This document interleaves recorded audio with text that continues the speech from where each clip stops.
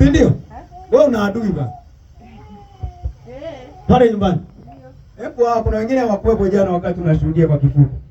Au maadui zako. Ambaye alikuwa ameweka mpaka, yaani kwenye mpaka wako yeye anasema anamiliki na yeye. Yaani kwenye mji wako anamiliki. Anzia hapo. Bwana Yesu asifiwe. Amen. Amen.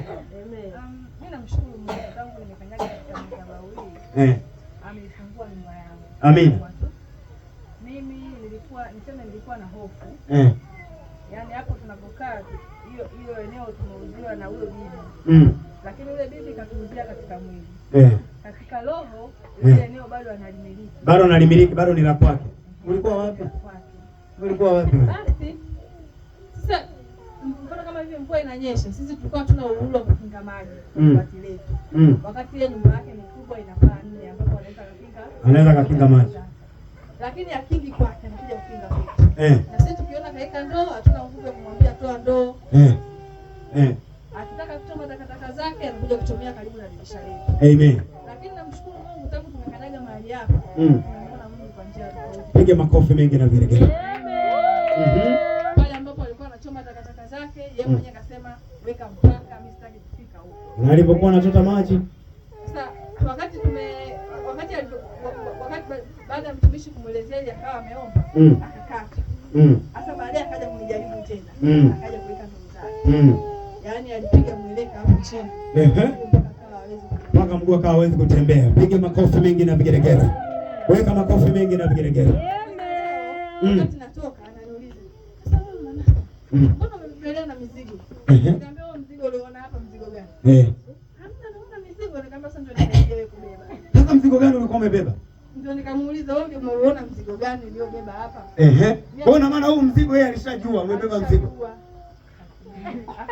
Hebu piga makofi mengi na vigelegele.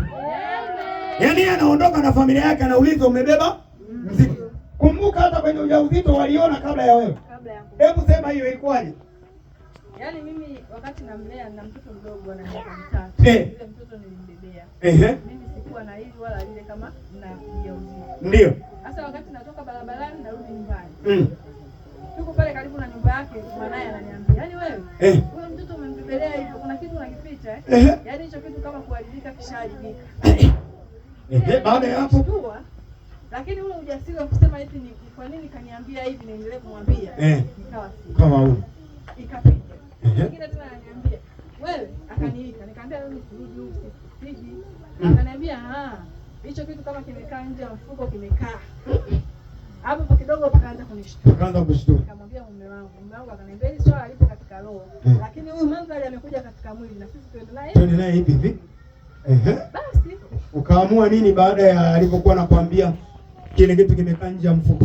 Nikamfuata ndugu yake, nikamwelezea ilikuwa mwanzo, akasema mwanzo mimi nilisikia na niliongea naye, akasema alikuwa anakutania. Lakini sasa mandhari amerudia mara ya pili, huu sio utani tena. Ili neno sio la kawaida. Akasema ameongea naye. Wewe ukachukua hatua ya kwenda kuchukua kipimo?